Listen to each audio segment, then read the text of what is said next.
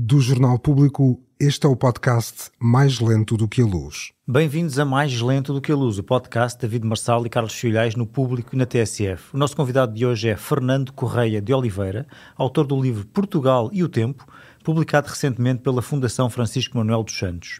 Ele é jornalista desde 1974, tendo passado pela agência Lusa e pelas suas antecedentes, e também por aqui, pelo Jornal Público, entre outros meios. Foi o primeiro correspondente português em Pequim e é freelancer desde 2002.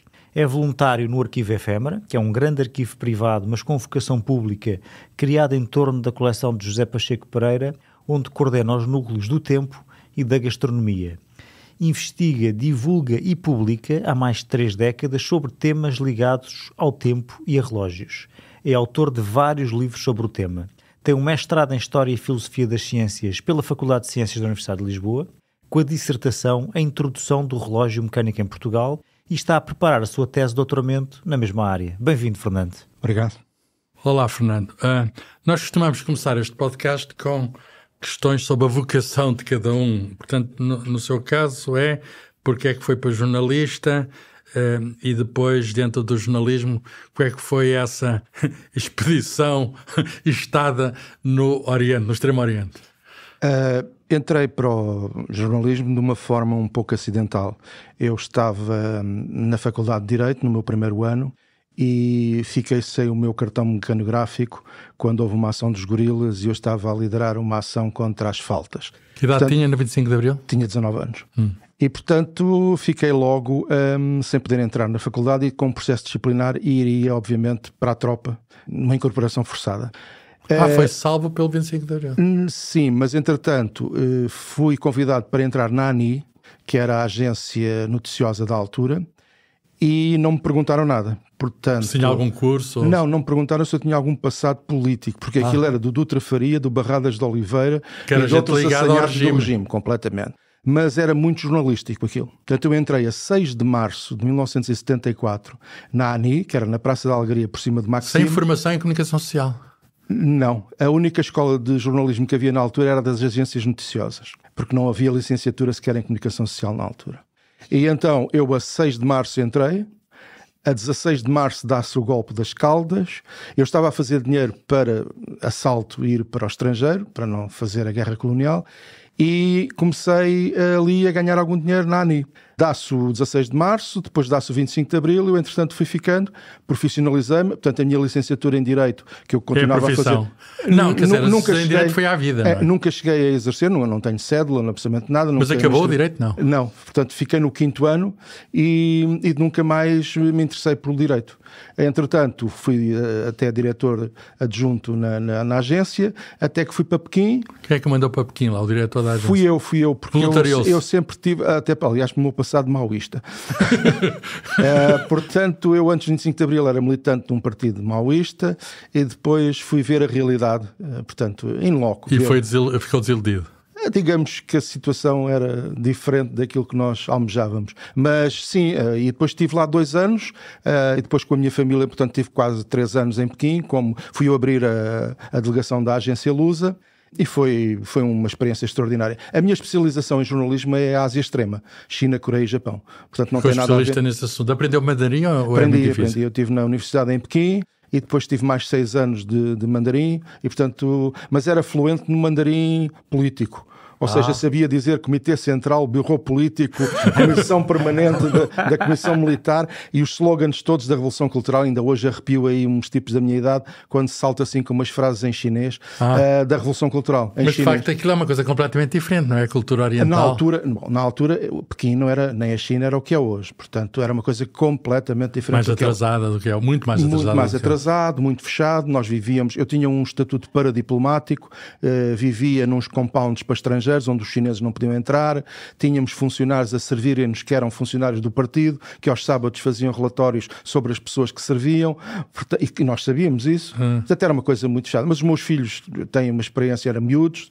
Eu sei que aprenderam mandarim mais depressa. O miúdo veio a falar só chinês como um miúdo de 3 anos, porque havia uma senhora aí, em casa, que tinha um filho da mesma idade. Portanto, ele veio, já esqueceu praticamente tudo. Era normal, sem Mas foi uma experiência muito interessante. Depois, entretanto, fui convidado para vir para o Público. Eu não sou fundador do Público. Voltou lá ao... Tenho voltado, sim, no Público... Quando... Não é Pequim, voltou lá. Sim. No Público era praticamente todos os anos, isto no jornalismo português, só se vai ao estrangeiro quando é o Presidente da República ou o Primeiro-Ministro que vão lá. O Público não tinha essa tradição, ou seja, tinha a tradição de os especialistas iam aos países que cobriam uma vez ou 2 vezes por ano para se aperceberem das realidades. E, portanto, eu tive esse privilégio também. Foi lá por conta do Público depois? Durante 10 anos, frequentemente ia ao Japão, ou à China, ou à Coreia, a fazer cobertura, reportagem, sem ir nas comitivas oficiais. Ainda hoje acompanho o que se passa no Extremo-Oriente? Ainda hoje acompanho. Coisa curiosa. Muito bem, então avançando um pouco na direção... No tempo. Avançando um pouco no tempo. Como é que se interessou pela investigação e divulgação da horologia, ou seja, da técnica de medir o tempo? Eu tenho até eu próprio pensado um pouco nisso. Porquê, não é? Eu expliquei até quando foi da apresentação do livro. Estamos a falar deste livro que foi referido, o tempo... O Portugal e o Tempo. Portugal e o Tempo. Bom, eu nasci no Chiado, portanto, mais lisboeta que eu, não é assim muito fácil. Nasci na Rua Serpa Pinto e nasci num sítio, fiz a catequese nos Mártires, andei na escola primária da Nossa Senhora da Conceição, uma escola paroquial. Mesmo no centro de Lisboa. Centro de Lisboa, e os sinos sempre me marcaram o meu tempo, ou seja, os sinos dos Mártires, que hoje em dia já nem se ouvem, nem, mesmo que toquem com o trânsito que há. Quantas vezes por hora? Faziam as meias horas. Faziam as meias horas, mas depois também tinham repiques para algum tipo de falecimento, ou na Páscoa, ou na Semana da Paixão. Ou seja, o meu cotidiano foi marcado muito. O Pessoa nasceu no Largo de São Carlos. Ele fala dos sinos, o Pessoa. Fala dos sinos da minha aldeia. Ora, a aldeia do Pessoa, que desconfio que é ali aquele sítio. Ele nasceu em frente ao São Carlos? Nasceu em frente ao São Carlos. E ele tem muito do imaginário dele, mesmo no livro do Desassossego, etc. É na Baixa Pombalina, porque ele andou no Simões da Hora, trabalhou como publicitário, etc. Portanto, é muito a minha zona também. O Martim da Arcada, a brasileira. E eu senti-se... E eu tinha uma mansarda, como a Pessoa. A Pessoa era o homem da mansarda. Ele vivia num quinto andar, com uma espécie de sótão, mas com um pé alto, um pé direito bastante alto, com vista para o Tejo. Os meus pais assustaram-se bastante quando foi o incêndio do Chiado e venderam, porque aquilo era complicado, não é? Se havia ali um incêndio. Pois. Mas pronto, mas a minha ideia de tempo sempre foi muito de miúdo. Eu sou muito disciplinado em relação ao tempo, sempre fui, sem ser forçado. Começamos este podcast a horas. Pronto, e além disso, eu já também contei isto quando foi da apresentação do livro, quando se faz a 4ª classe na minha geração, nós tínhamos um relógio. Os pais davam um relógio. E eu tenho ainda esse relógio. É um relógio mecânico. O relógio mecânico é um património, mesmo que seja um relógio não sendo muito caro nem muito sofisticado. Ainda tem esse relógio? Ainda tenho esse relógio e ele trabalha. A mim também me deram um Kauni na 4ª classe. Pronto. A segunda grande emancipação era dar a chave do correio, não sei se recorda, por causa das faltas e das notas do liceu.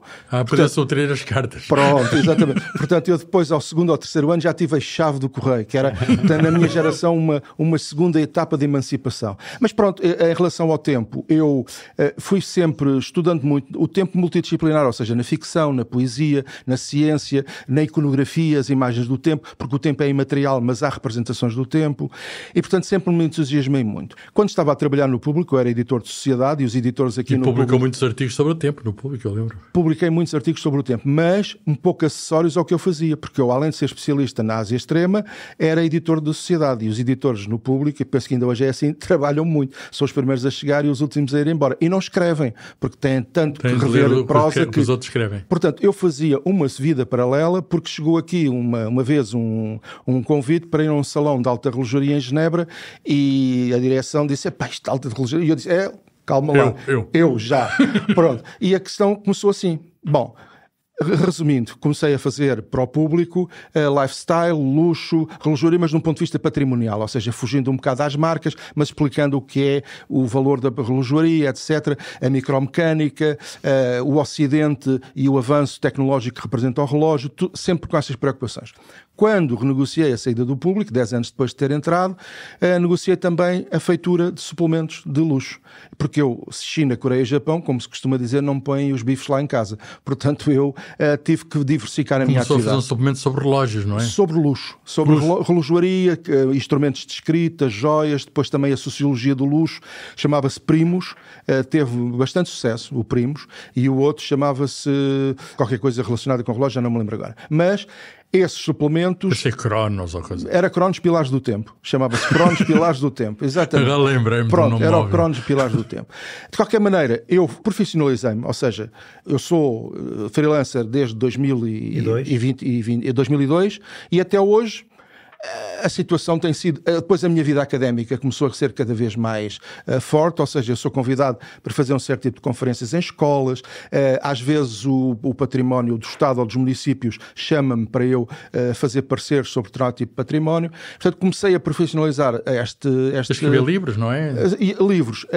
Eu desde 2002 tenho o maior livro que eu escrevi até hoje, que demorou 3 anos. Não, chama-se História do Tempo em Portugal. Elementos sim, para uma história do tempo, da religião e das mentalidades em Portugal. Depois eu já escrevi 15 livros sobre o tempo e este último... O que é que diferencia este livro? É feito com mais concisão, mas aquilo é um excelente ensaio, eu devo dizer, porque eu li e tive até na apresentação do livro no Corte Inglês. É um excelente ensaio, até dos melhores ensaios, porque está ali tudo condensado, em pouco tempo, mas houve uma coisa nova que ali tenha surgido, quer dizer, coisa que, além da síntese, houve ali coisas novas que são... Sim. Em relação ao livro da História do Tempo em Portugal, há muita coisa nova. Depois houve uma cronologia do tempo em Portugal, depois fiz uma intervenção na Academia das Ciências sobre um manuscrito que eu encontrei lá e que contextualizei. E por aí fora. Portanto, eu fui acrescentando sempre, obviamente, coisas novas aos livros que ia escrevendo. Quando fiz a tese de mestrado, falei com um amigo nosso, Nuno Crato, que aliás escreveu comigo um livro sobre relógio de sol, e ele disse... Fernando, para publicar a tese, a Fundação não publica teses, mas eu posso lhe indicar que é lá na Fundação e você faça uma proposta. Portanto, a minha ideia era até publicar a tese de mestrado, que era a introdução do relógio mecânico em Portugal. Portanto, isso não seria possível, porque, aliás, a tese está de acesso público. E então apresentei uma proposta, fazer uma espécie de abrégé, de resumo e de iniciação a esta temática. E no fim do livro tem, para saber mais, uma série, mais 10 ou 12 livros, que as pessoas sobre a gnomónica. Vejam este livro, a gnomónica é a ciência dos relógios de sol, sobre a introdução do relógio mecânico no Extremo Oriente. Os jesuítas tiveram um papel importantíssimo. Isso é uma etapa extraordinária, porque levámos, no sítio onde esteve na China, os relógios mecânicos foram introduzidos ou por portugueses ou no Japão, ou por missionários que por aqui passaram. Exatamente. Que estudaram em Coimbra, nomeadamente. Alguns, sim. Bom, portanto, a ideia foi fazer uma coisa de divulgação, com rigor científico, e depois há uma coisa nova. Bastante rigor, aquilo está muito bem escrito. Há uma coisa nova, que é aquilo que me parece que a mim me escandalizou e parece que não escandaliza ninguém. Quando houve a musealização do espaço do Observatório Astronómico da Ajuda, que é o observatório, fazia, aliás, noites de verão, observações, astronomia, tinha um site muito cuidado, onde se falava dos eclipses que iam ocorrer, ou do céu naquele mês. Havia o Rui Agostinho que fazia coisas. Exatamente, fazia os dados para a Almanac, que era sobre os calendários, etc. Quando houve a musealização daquele espaço, aquilo foi para o Museu de Ciência, ou seja, o Museu de Ciência que está na Escola Politécnica tem também a seu cargo a intendência do Observatório. Ora bem, o site morreu, os astrónomos ficaram, penso que um pouco incomodados, o site morreu, o site emitia em protocolo homologado a hora oficial portuguesa. Eu podia importar para a minha casa e mais a distância do observatório à minha casa era calculada informaticamente e a minha casa importava a hora oficial portuguesa gratuitamente. Agora já não existe. Isso não existe. Portanto, a novidade do livro é que fala das desgraças mais recentes. Pronto, uma das desgraças mais recentes é que, quando houve esta decisão, o segundo padrão estava no Instituto Português de Qualidade, no Monte da Caparica, onde está o quilo padrão, o metro padrão, as várias medidas padrão em norma ISO. Ok. O segundo padrão também lá está. Ou seja, quando há máquinas que medem tempo, têm que ir por amostragem uma ou duas para se perceber se aquilo está conforme e se está a medir bem o tempo. O segundo padrão sempre esteve lá e é histórico que são os institutos de qualidade em todo o mundo que têm as medidas padrão. Mas o segundo padrão significa que tem lá um relógio atómico? Não, tem o segundo padrão que tem relógios atómicos também, mas quando eu vou aferir, eles ligam aquilo e percebem se o segundo que está marcado na máquina, no parquímetro, no que é que seja, é segundo, ou se é menos segundo ou mais segundo. É como o quilo ou o metro. Está lá tudo, ok. Sim. Quando foi decidido isso, o Governo disse, então a partir de agora, o Observatório deixa então de emitir a hora legal e passa a ser a responsabilidade do Instituto Português da Qualidade. Eu esperei sentado. Foi um vazio legal. Eu esperei sentado, ou seja, eu digo assim, bem, isto agora vai, e telefonava todos os dias para o IPQ, etc. Portanto, este livro também tem... No final acaba um pouco com isso. Um dedo acusatório a dizer, mas o tempo, esta gente não quer saber do tempo. Até à data de eu escrevê-lo, eu até estava com um bocado de receio que houvesse um diploma que tivesse já saído, não sei. Até porque, aliás, nem há informação sobre isso, que acho que devia de haver, não é? Uma informação oficial sobre... E depois a questão da Comissão da Hora. Porque, por inerência, era o presidente do Observatório Astronómico que também tinha assento na Comissão da Hora. Não faço a mínima ideia como é que está a questão. Se ainda há a Comissão da Hora, etc. Então e de modo geral, a questão da hora legal, que agora parece que não temos hora legal, é paradigmática ou é representativa da forma como é que Portugal trata as questões do tempo, institucionalmente, patrimonialmente, culturalmente? Do ponto de vista institucional, há um vazio legal. Para já não há um único relógio público em Portugal, um único, que imita a hora legal. Havia um na Praça Duque da Terceira que dizia hora legal. Não, mas não é verdade. É toda uma história, eu já escrevi sobre isso. Não há. E já agora na Garde do Oriente também não há nenhum lugar que se veja. O que havia a dizer hora legal, não é? Um dos anterior ao professor Rui Agostinho, havia um diretor que estava exasperado, que dizia que aquilo dava mau nome no observatório e até pediu ao Porto de Lisboa que tirasse de lá a referência à hora legal. Nunca funcionou bem. As trepidações eram imensas por causa dos autocarros que passavam. As amplitudes térmicas, mesmo depois de passar lá uma pala, também eram más. Depois houve uma... Não há um relógio público que funcione corretamente aqui. Não há um único relógio público que diga a hora legal ao segundo em Portugal. Não há. Depois, patrimonialmente, é um desastre completo. Os relógios de torre ou estão eletrificados, ou foram retirados e foram para o lixo, ou foram vendidos para o estrangeiro, e os mostradores estão lá, muitas vezes estão parados, ou não, se estão a funcionar, estão eletrificados. Toda esta arqueologia industrial, que é preciosíssima, algumas máquinas estrangeiras de grande qualidade, outras de fabrico português, foram mandadas para o lixo ou estão ao desprezo e ao abandono. Dou um exemplo, a Torre do Galo, que é, portanto, muito perto agora do IGESPAR, acho que é assim que se chama, que ele vai mudando de nome, mas a Torre do Galo, na Ajuda, tem lá um relógio do século XVIII, feito por um relojoeiro português relativamente importante, e o relógio é relativamente sofisticado. Ele está muito periclitante e pode cair, e está ao abandono. Portanto, aquilo já teve... Nós não queremos saber do tempo. E falando mais em geral, do ponto de vista cultural, nós não somos pontuais, nós não queremos saber de... E isso, enfim, tem resultados. A nossa economia fica mais débil se não houver pontualidade. Aquela coisa do quarto de hora académico. Pois, sim. Nós tivemos um debate, eu tive um debate consigo quando foi do lançamento do livro e com uma psicóloga catedrática que tinha uma posição diferente da nossa. Pois. Até defendeu que é qualidade de vida, não é? Nós não queremos saber de tempo, estamos mais relaxados. Pronto, eu tenho uma posição completamente contrária. É a minha posição, quer dizer, nós perdemos imenso tempo, perdemos imenso investimento estrangeiro, a justiça não funciona e o investimento estrangeiro não entra nesta questão. Se há um tipo de litígio, fica cá há 20, 30 anos a debater, não temos decisões corretas e retempadas sobre investimento, ou seja, o tempo nós tratamos sempre muito mal. Palpar o tempo em Portugal é perceber a burocracia, ou seja, Portugal... Logo se vê, não é? Nós temos esta expressão, logo se vê. Logo se vê. E, portanto, a situação... Espera um bocadinho. O que é um bocadinho? Quando você espera um minutinho. O que é um minutinho? Um segundo. Só um segundo. Só um segundo. Espera só um segundo. O que é isso? Pouco rigorosa, não é? Nada rigoroso. Nada rigoroso. Vamos ver. O clima português é ameno. Não há grandes amplitudes térmicas, não há nevões, não há tufões. Se for para o centro da Europa, as pinturas dos mostradores dos relógios estão impecáveis. Os relógios estão a funcionar. Não há em Portugal também, isto é verdade, uma única comunidade que se sinta bem com o seu relógio. O Big Ben, o relógio de Praga, mesmo em Madrid, nas Portas do Sol. Ou seja, mesmo em Coimbra, é a cabra, é o sino, não é o relógio propriamente dito que tem a comunidade como identificadora, não é? A comunidade a olhar para o seu relógio. E, na realidade, em Portugal não temos isso. Não há um único exemplo de um relógio público que as comunidades gostem, que tratem bem e que seja ao tempo dessas comunidades. E depois também não é preciso, não é questão de ser exato ou não. O tempo tem uma voz, que é os sinos. E os sinos são muito importantes nas comunidades. Mesmo no centro da Europa, mesmo com o barulho do trânsito, aquele cantar dos sinos às horas e meias horas e quando há cerimónias oficiais, ou seja, a comunidade respira um determinado tempo porque ele foi a voz que chegou ao cotidiano das pessoas. Nós não temos isso. Portanto, estamos imóveis no tempo. Assim. E houve vários estrangeiros que nos observaram e disseram isso. Quer dizer, eu até coleciono livros com essas citações E é extraordinário o que eles dizem de nós. Aqui é tarde. Não, aqui nunca é tarde.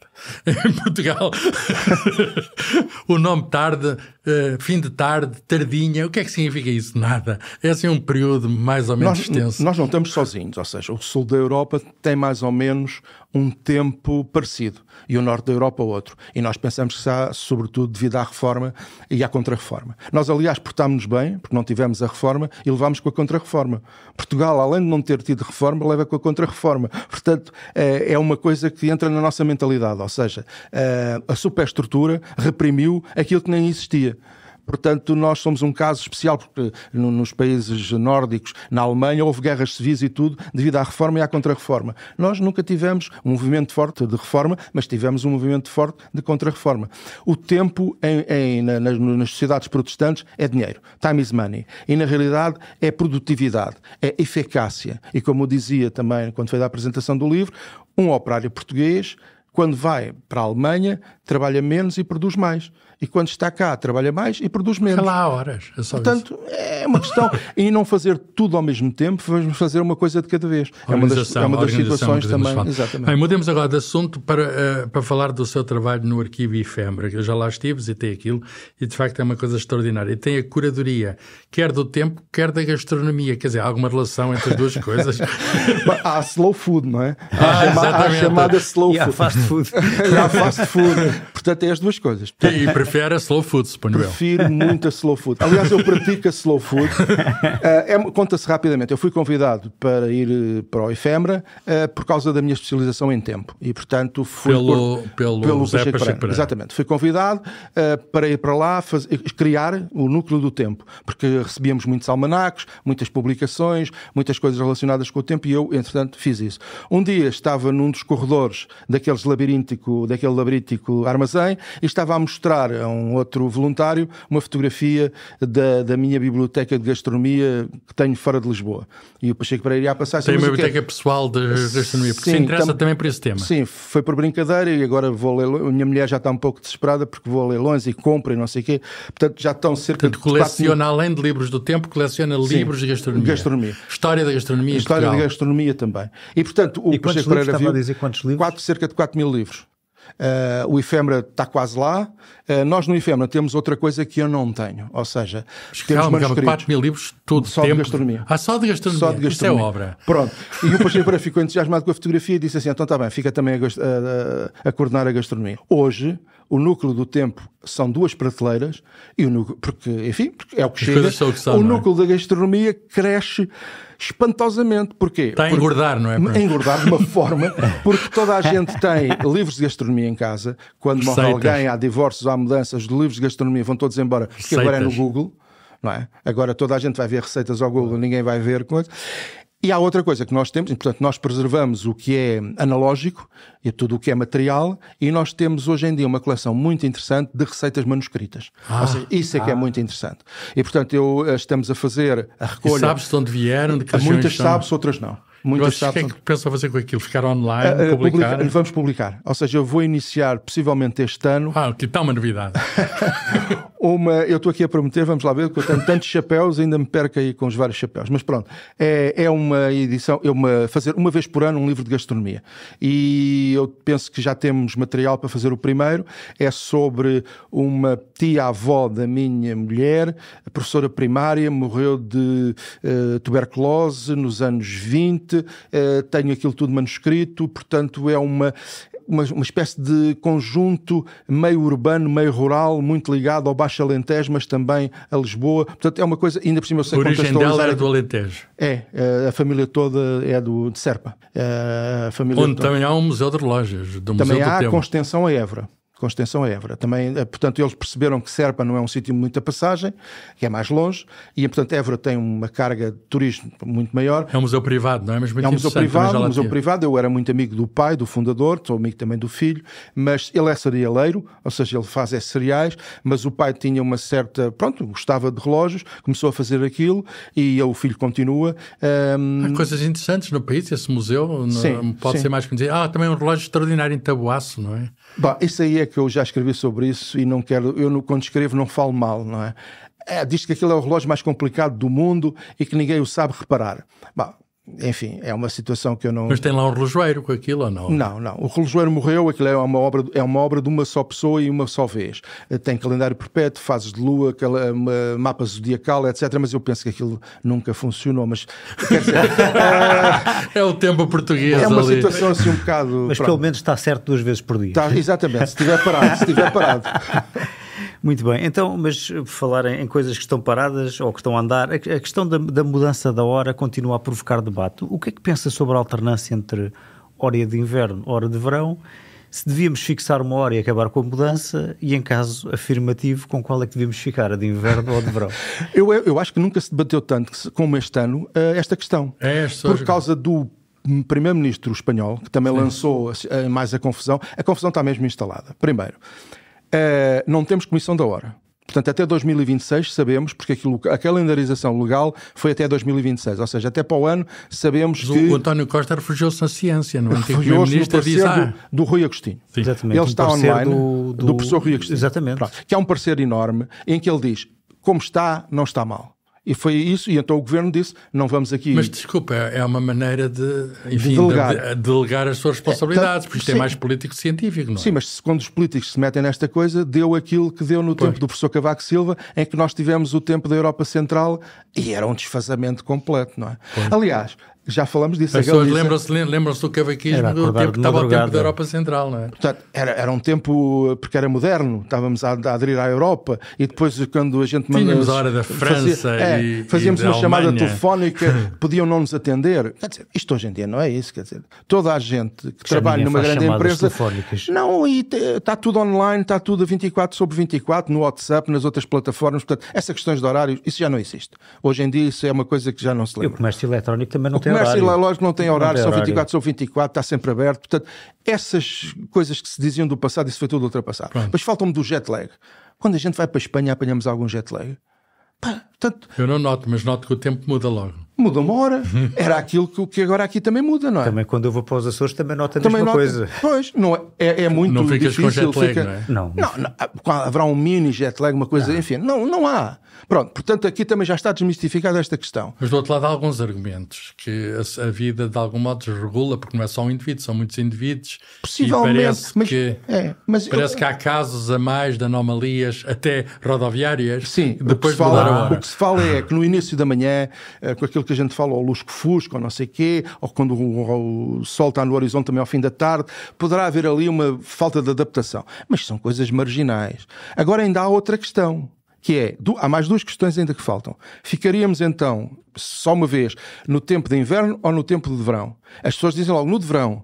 Não, é que o desvio é muito maior no verão do que no inverno, relativamente ao sol, que é o único que nos está mais longe da hora solar. É o que está mais longe da hora solar, é o verão.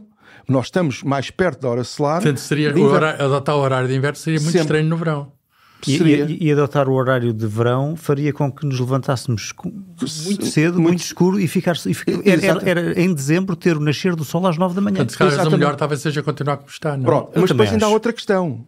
Houve alguém que ainda agora pôs outra questão. Vamos mudar de fuso horário. Isso é outra questão. Os fusos é outra história. É verdade. Pois, porque as pessoas também confundem. Uma coisa é regime de horário de verão, regime de horário de inverno. Outra coisa é a longitude. Pronto. Mas a longitude... Vamos mudar de longitude. Isso é uma grande proposta inovadora. Não é mudar de longitude, é mudar de fuso. Ou seja, nós devíamos ter... Porque na realidade... A Galiza está no nosso meridiano. A Galiza e tem uma hora diferente. Está no tempo do professor Cavaco Silva. Portanto, aquilo é os problemas... Tem azar da Espanha toda estar no mesmo tempo, não é? Pronto.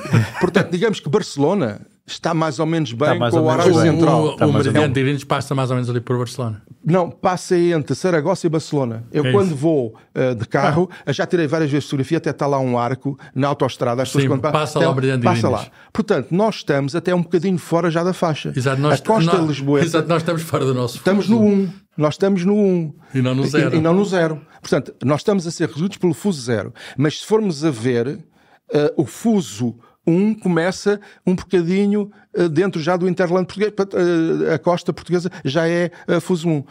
Ou seja, até podíamos ter, se calhar, 2 horas de diferença com a Europa Central, 2 horas mais tarde, e não estávamos pior em termos de sol. Não.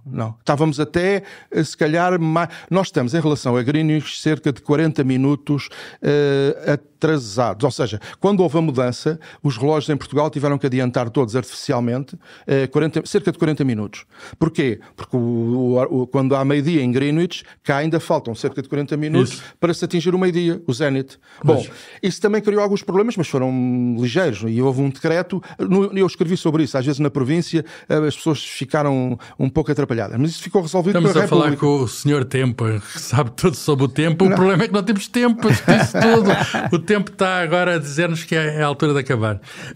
Então, para acabar, enfim, sabemos que vive este assunto com paixão, e a pergunta é: que recomendações é que daria às autoridades, vamos chamar-lhes assim de modo vago, sei lá, científicas, educativas, políticas, para passarmos a ter um convívio mais íntimo com o tempo? Quer dizer, há muitas coisas que se podem dizer, podemos propor muita coisa, mas o que é que se pode fazer que não seja aquela mudança cultural que demora sempre muito tempo e a gente diz que quer fazer uma mudança cultural, mas nunca a faz? O que é que podíamos melhorar na nossa relação com o tempo? Coisas que tinham mesmo de começar a horas e ali não havia problemas.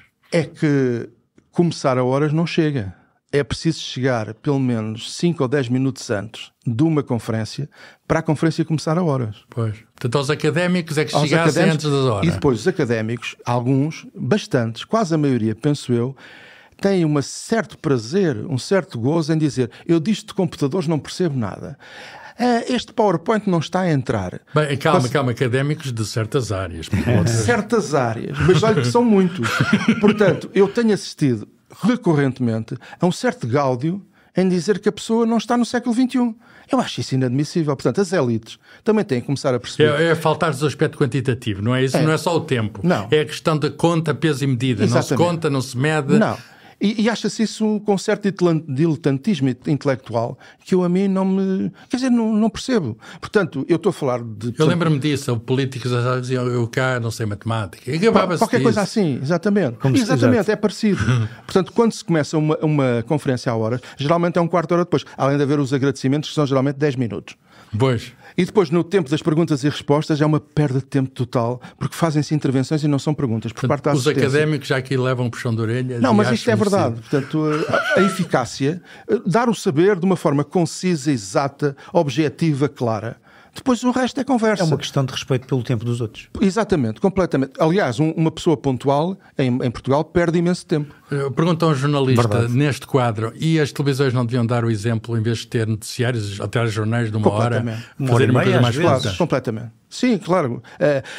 A concisão, não é? É possível, mas é difícil. Portanto, é preciso um certo esforço de concisão. Como o padre António Vieira, a carta vai longa e não tive tempo para a tornar mais curta. Mais curta, exatamente. Porque o que é conciso, exato e muito direto é mais difícil de fazer. Nós é por preguiça mental que muitas vezes não somos mais breves. É um certo desleixo. Muito bem, obrigado. Muito bem.